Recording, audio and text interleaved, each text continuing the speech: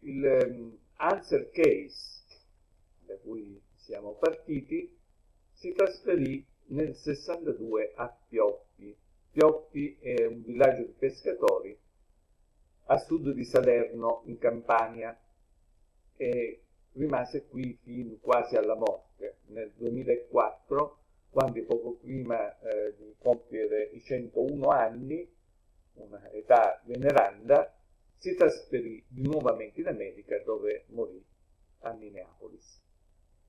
Nel 77 pubblicò il risultato di questo studio sui 7 paesi che lui aveva scelto per capire quale fosse la migliore alimentazione.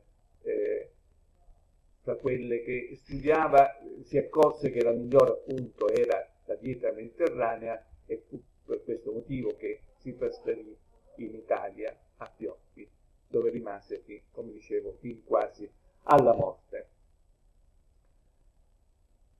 La dieta mediterranea quindi fu studiata anche negli anni successivi, in cui Ansel Keys rimase nel nostro paese. Per decine di anni seguì le vicende cliniche e salutistiche delle persone che aveva selezionato per verificare la bontà della dieta mediterranea. Nelle vicinanze di Pioppi c'erano le rovine di una colonia greca, Elea, ed è famosa la scuola eleatica, una scuola di medicina famosa nell'età della Magna Grecia. E non è a caso che lui si trasferì a Pioppi, proprio nelle vicinanze delle rovine di questa antica città greca. La dieta mediterranea che lui descrisse in un libro che pubblicò nel 75, che era questo libro qui, How to Eat Well and Stay Well, la dieta mediterranea, il termine dieta deriva dal greco diaita, che significa stile di vita, quindi un'alimentazione sobria, ma non è l'unico elemento della dieta mediterranea, perché a questo si aggiunge l'educazione alla sostenibilità ambientale, la biodiversità, la stagionalità, le tradizioni e l'identità culturale di un popolo, che è appunto quello di cui parlavo prima. Il cibo si consuma insieme in uno spirito di convivialità che nel sud povero del primo dopoguerra si esprimeva nelle grandi tavolate nei cortili delle masserie, in un comune senso di solidarietà intergenerazionale, dove ai nonni e ai bisnonni si assegnavano i posti di onore, circondati dall'affetto e dal rispetto di bambini, giovani e adulti. Il cibo sobrio e salutare, lo spirito di integrazione e la solidarietà allungavano la vita dei vecchi. Questa è la dieta che lui conobbe negli anni 60.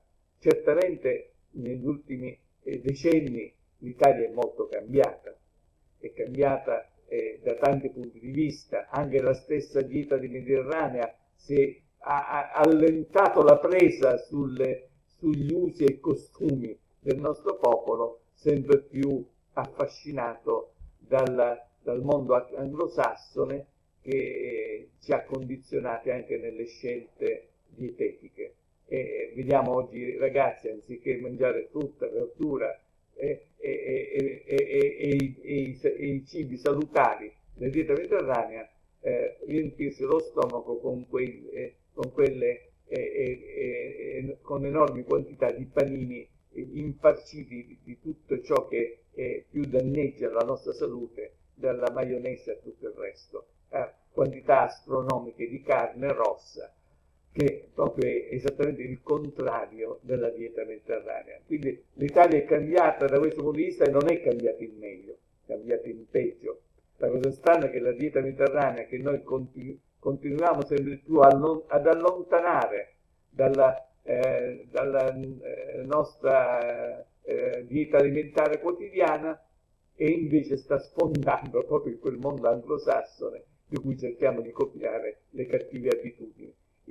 Recentemente una grande università americana ha confrontato 41 diete nel mondo e ha stabilito che la migliore di tutte queste diete era proprio la dieta mediterranea.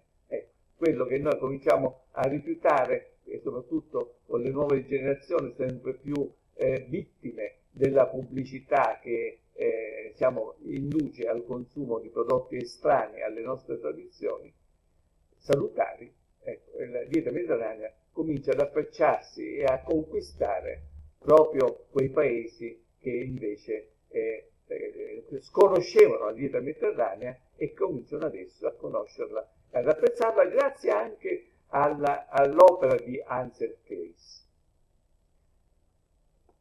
Questo libro di Ansel Keys e della moglie Margaret fu pubblicato nel 1975 e lanciò proprio nel mondo la conoscenza della dieta mediterranea e pose le basi per l'apprezzamento sempre maggiore di questa dieta nel mondo anglosassone, contemporaneamente all'abbandono da parte dei popoli mediterranei della stessa dieta. Guardate un po' la storia come strana. E dovremmo capire che stiamo facendo una cosa antistorica e che ci danneggia. Dobbiamo riscoprire, soprattutto le nuove generazioni, dobbiamo riscoprire la dieta mediterranea, abbandonare queste neofobie alimentari e scoprire la bontà e l'utilità e gli effetti salutari di tutti quei prodotti alimentari che costituiscono la dieta mediterranea. L'anno della consacrazione della dieta mediterranea fu il 2010, quando 4 paesi, l'Italia, la Spagna, la Grecia e il Marocco, paese arabo, sottolineiamolo, chiesero all'UNESCO, l'UNESCO è l'organizzazione dell'ONU che si occupa della cultura, di inserire la dieta mediterranea nel patrimonio culturale immateriale dell'umanità, cosa che appunto avvenne con una dichiarazione dell'UNESCO che ufficializzò questo inserimento della dieta mediterranea nel patrimonio culturale dell'umanità, con una dichiarazione che diceva che la dieta mediterranea comprende una serie di competenze, conoscenze, rituali, simboli e tradizioni, quindi non solo alimenti, concernenti la coltivazione, la raccolta, la pesca, l'allevamento, la conservazione, la cucina e soprattutto la condivisione, quello che ho chiamato convivialità, la condivisione e il consumo di cibo. Mangiare insieme è la base dell'identità culturale e della continuità della comunità del bacino mediterraneo. La dieta mediterranea enfatizza i valori dell'ospitalità, per i greci era sacra l'ospitalità, del vicinato, del dialogo interculturale e della creatività e rappresenta un modo di vivere guidato dal rispetto della diversità. Essa svolge un ruolo vitale in spazi culturali, festival e celebrazioni, riunendo persone di tutte le età e classi sociali. Include l'artigianato e la produzione di contenitori per il trasporto, la conservazione e il consumo di cibo, compresi piatti di ceramica e vetro. Le donne giocano un ruolo fondamentale nella trasmissione della conoscenza della dieta mediterranea. Questa è la dichiarazione con la quale l'UNESCO ha inserito la dieta mediterranea nel patrimonio immateriale, culturale immateriale dell'umanità. Un grande riconoscimento che dobbiamo apprezzare, rinnovando la nostra adesione a questo modo salutare di cibarci, rifiutando modelli di consumo alimentare che sono contrari non solo alle nostre tradizioni, ma sono contrari alle esigenze del nostro organismo e alla nostra salute. Quindi, in sostanza, questi sono i punti centrali su cui quella dichiarazione si fondava. L'ospitalità, no? Questa convivialità che coinvolge anche estranei alla famiglia anche gli ospiti e in uno spirito comunitario che trova nel consumo del cibo un momento di condivisione e di ospitalità che aiuta la comprensione tra le persone e anche tra i popoli. La creatività, il dialogo interculturale nel rispetto della diversità e la solidarietà sociale, a cominciare da quella intrafamiliare tra le varie generazioni. Tutto questo è dieta mediterranea. Nella dieta mediterranea concludo io, c'è il mondo che verrà, o che speriamo che venga, c'è il mondo della solidarietà, del dialogo tra i popoli e della pace tra i popoli, che si basa appunto sul dialogo interculturale. La dieta mediterranea è il presagio di un mondo che vogliamo che venga e che trae appunto dalla dieta mediterranea alcuni concetti fondamentali della convivenza tra i popoli.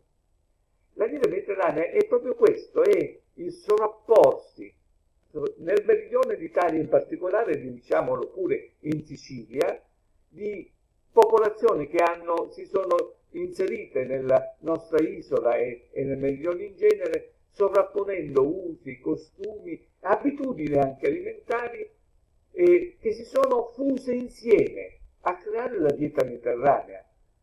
Parleremo adesso tra poco degli arabi che diedero questo enorme apporto in 3-4 secoli in cui rimasero a contatto con il popolo siciliano, ma dopo gli arabi sono venuti i normanni e anche loro hanno dato il loro apporto, e così anche gli altri popoli successivamente, anche gli spagnoli, introducendo nella nostra dieta fattori alimentari fondamentali come il pomodoro, che veniva dall'America, che era stata scoperta nel 1492. Poi noi abbiamo avuto gli spagnoli, e gli spagnoli portarono in Italia, in Europa e in Sicilia alcuni di questi alimenti che provenivano dal Messico o dal Perù, da regioni del Nuovo Mondo.